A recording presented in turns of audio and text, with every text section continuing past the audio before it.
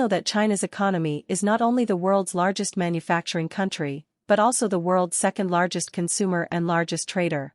With the joint efforts of the Chinese people, China has become more and more prosperous.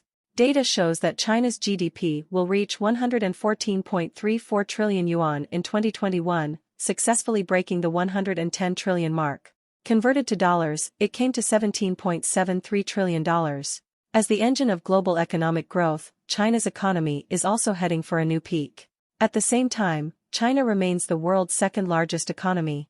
As the world's top two economies, economic data from China and the United States are undoubtedly the most interesting. According to the latest revision of the US economic growth data, the US GDP growth rate will change from the previous 5.7% to 5.6% in 2021, and the GDP change will reach $23.02 trillion US. This data keeps the US at the top of the list, with China's GDP surpassing three-quarters of the US's GDP for the first time. So, has China's GDP surpassed that of the United States, and has a change occurred? The United States has occupied the position of the world's largest economy for a century, and has always been the world's economic power. Especially after World War II, the United States economy far surpassed other countries and became the well-deserved leader. In fact, not only in economics, but also in the military, technology and other fields, the United States is the number one power. This must be acknowledged. But is America really unsurpassable? Of course not. The narrowing of the GDP gap between China and the United States is a good proof. China's economic growth used to be extremely backward in the world. As the so-called backwardness will be beaten, China has suffered for many years of war. In order to better liberate China, the whole country actively fought against it. In the end, China won the war of resistance. However, under the attack of artillery fire, China's economy was very backward. Before the reform and opening up, there were several famines, and the people could not get enough to eat. Where did they get the strength to develop the economy?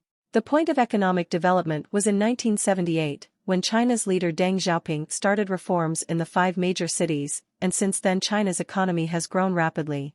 China's international trade has also begun to develop, and it is known as the world's factory, which has become a consensus. At that time, China's population growth rate was very fast, and the demographic dividend was huge, which led to abundant labor resources and low cost. In developed countries, there are relatively few people and high labor costs.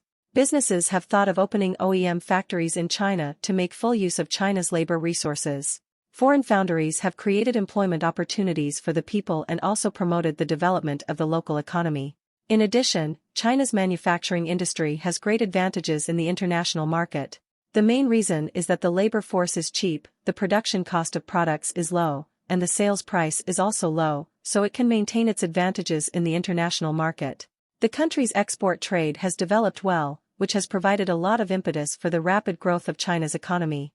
Over the next 40 years, China's economy grew at an average rate of 9%, which shocked the whole world.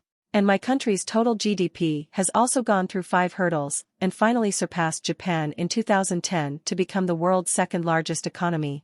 Of course, while China's economy is growing rapidly, the US economy is also growing, and it has always been in the first position. However, according to data released by the United States not long ago, the economic growth rate of the United States in 2021 will be 5.6%, and the total GDP will be $23,023.5 billion US. China's growth rate is 8.1%, and its total GDP is $17.73 trillion US.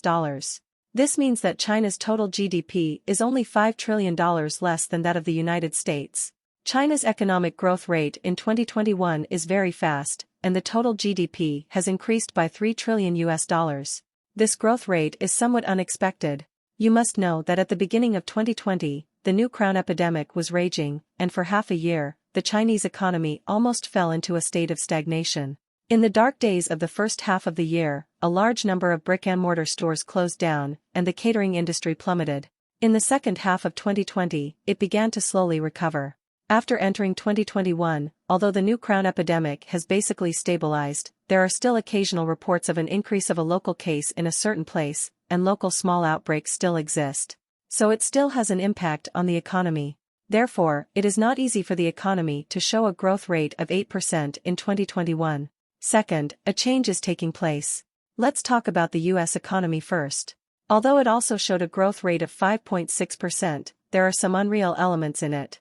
Of course, the cause of the incident is still the impact of the epidemic.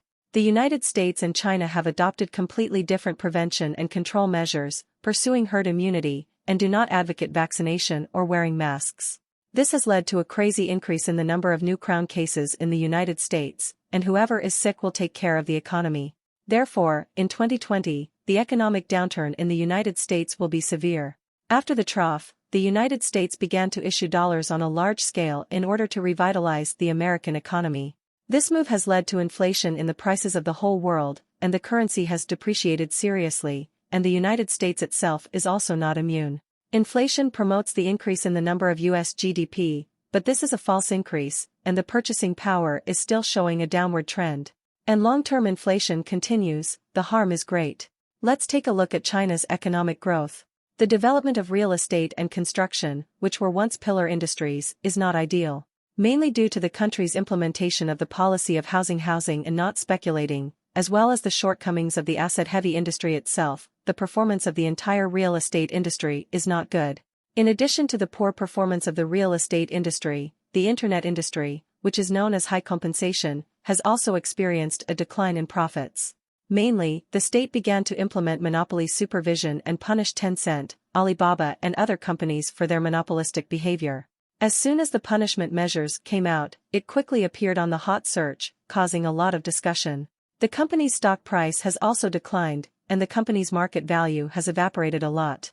There is also the education industry that has been developing very well in recent years, but also because of China's double reduction policy almost collapsed across the board. After-school tutoring classes are banned, and only some specialty classes remain.